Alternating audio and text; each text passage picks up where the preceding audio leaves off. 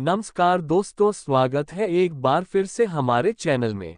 रज़ाकार movie review. ये भारत की कई पीढ़ियों की समस्या रही है कि उनको सरकारों ने इतिहास की विभत्स सच्चाइयां बताने से परहेज किया, जिसका नतीजा ये हुआ कि जब छुपी हुई सच्चाइयां सामने आने लगी तो ना तो हिंदुओं की नई पीढ़ियों को उन पर आसानी से भरोसा हुआ और मुस्लिमों को तो ये अपने खिलाफ झूठा प्रोपेगेंडा लगा।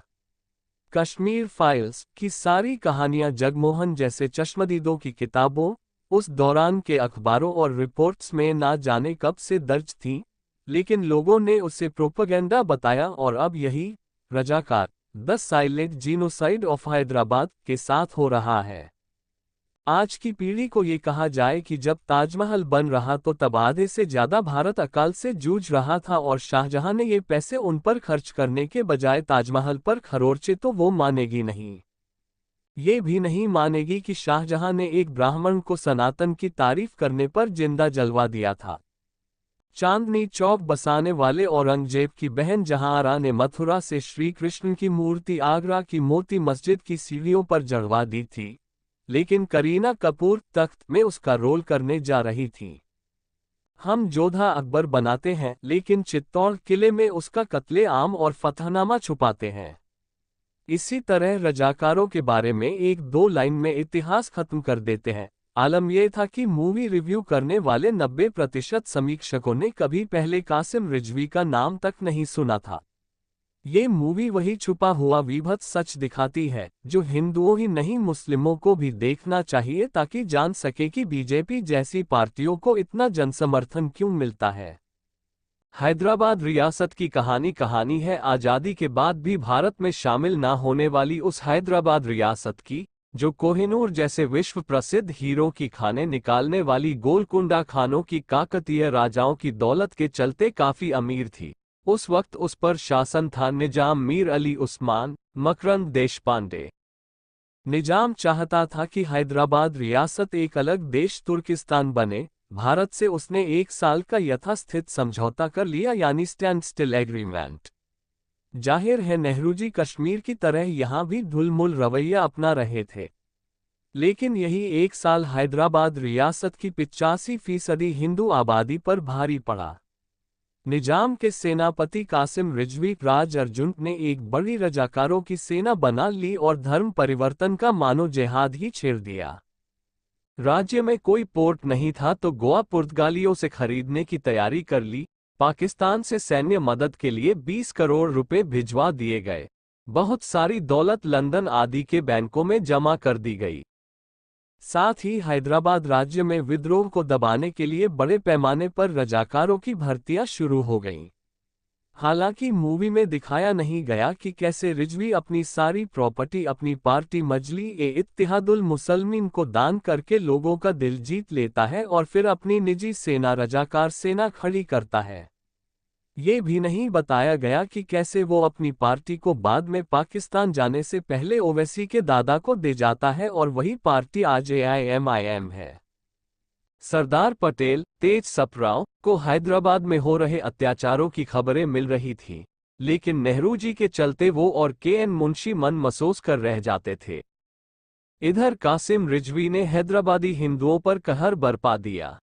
उस कहर के खिलाफ अलग अलग जगहों पर कुछ स्थानीय युवा उठे। उन सभी गुमनाम नायकों को निर्देशक यता सत्यनारायण ने बड़ी ही मेहनत के साथ इस मूवी के जरिए सम्मान दिलाया है और साथ ही एक एक सीन को आइकॉनिक बनाने की कोशिश साफ दिखती है।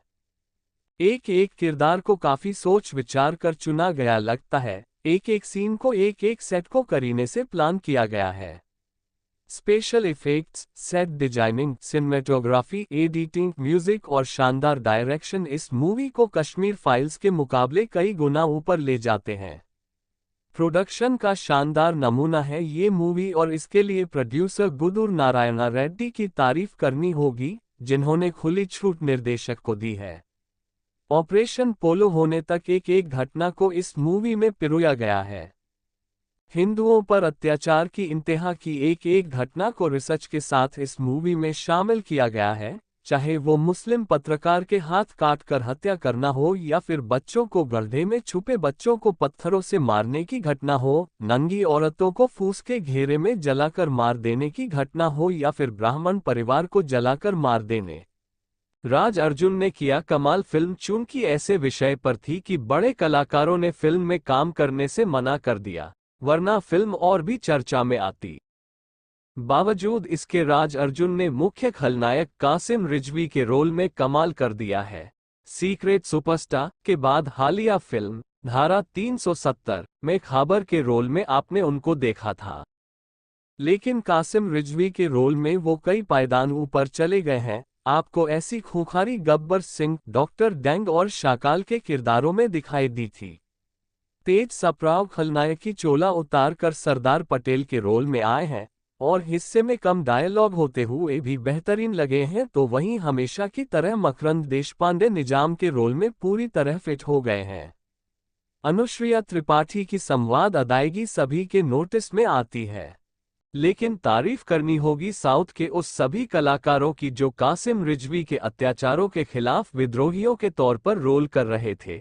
छोटे छोटे रोल में उन्होंने फिल्म के सेकंड हाफ को इतना जबरदस्त बना दिया कि आपको मूवी पर्दे से ना आंख हटाने देगी और ना पलक झपकने। कई सीन आइकॉनिक ही रच दिए गए हैं। वेदिका, अनुसुया, प्रेमा, बॉबी सिम्हा, तारक पोनप्पा के छोटे छोटे रोल पूरी फिल्म पर भारी पड़ गए हैं। बिना म्यूजिक की चर्चा के भी समीक्षा अधूरी है। कैलाश खेर की आवाज में जिंदा है तू गीत उसी तरह इमोशनल करता है जैसे बाहुबली में स्वामी देना साथ हमारा। भारती भारती वाले गीत में भी काफी एनर्जी है और वंदे मातरम वाले में भी। इसके लिए संगीतकार भीम्स सेसिरोलियो की तारीफ करनी होगी। हिंदी में ये मूवी 26 अप्रैल को रिलीज होगी, लेकिन 15 मार्च को ही तमिल, तेलुगु, कन्नड़ और मलयालम में रिलीज हो चुकी है। इतिहास की दी गई जानकारी। हालांकि जो लोग इतिहास नहीं जानते उनके लिए मूवी में बैकग्राउंडर के तौर पर शुरुआत में बतौर सूत्रधार महेश मांजरेकर की आवाज में निजाम और हैदराबाद का इतिहास बताया गया है, लेकिन कासिम की राजनीतिक गतिविधियां और ऊपर चढ़ने व बाद में कैसे वो पाकिस्तान चला जाता है, वो सब नहीं दिखाया गया है। लेकिन ये भी सच है कि भारत की 99% जनता देश के इतने बड़े खलनायक को जानती भी नहीं, क्योंकि ये सब छुपाया गया और ये मूवी देखकर आपको लगेगा कि आपको पहले ही उसके बारे में जानना चाहिए था। मूवी देखते वक्त दर्शकों को उस वक्त की हैदराबाद रियासत के क्षेत्रफल के बारे में भी पता होना चाहिए, जो आज के साउथ के कई राज्यों को मिलाकर थी। इस मूवी को साउथ की कश्मीर फाइल्स बताया जा रहा है। हालांकि प्रोडक्शन के स्तर पर ये मूवी उससे काफी बेहतरीन है। दूसरे कश्मीर फाइल्स में तो सीन थे कि कैसे पड़ोसी की नज़र भी आपके खाली पड़े मकान पर है, ये आपके बारे में आतंकियों को सूचनाएं दे रहे हैं। लेकिन रजाकार में आपको ऐसे मुसलमान भी दिखेंगे जो इस नरसंहार का धीमा ही सही विरोध तो करते हैं। तो दोस्तों, आप एक बार जरूर इस मूवी को देखिएगा, साथ में अपनी राय कमेंट में दीजिएगा।